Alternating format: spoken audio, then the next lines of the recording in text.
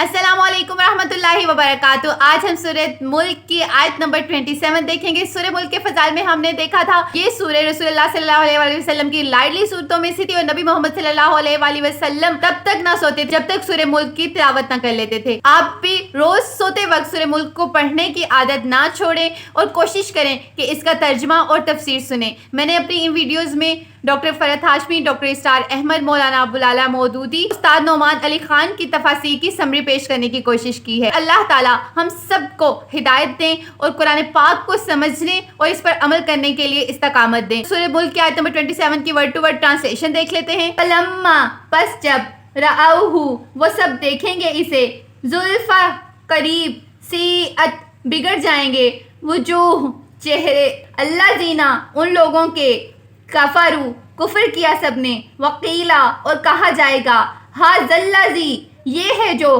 तुम थे, बिही इसको, तद्दाऊन तुम सब मांगा करते।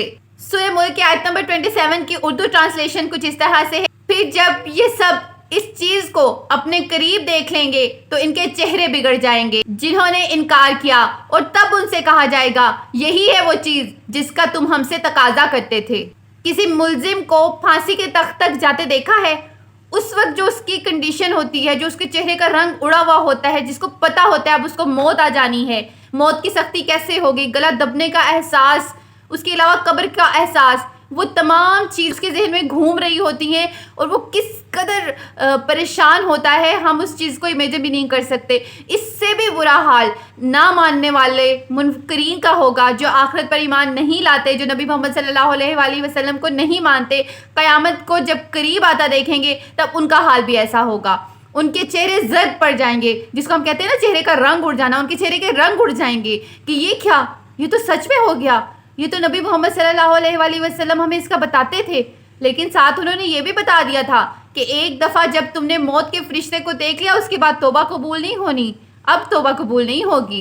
कब्र से उठने के बाद कोई चांस नहीं है, जो जुआ ज़िंदगी का था वो ख़त्म हो गया, जन्नत या जहन्नम मुकद्दर हो गई, अब पछतावे के सिवा कुछ भी नहीं है।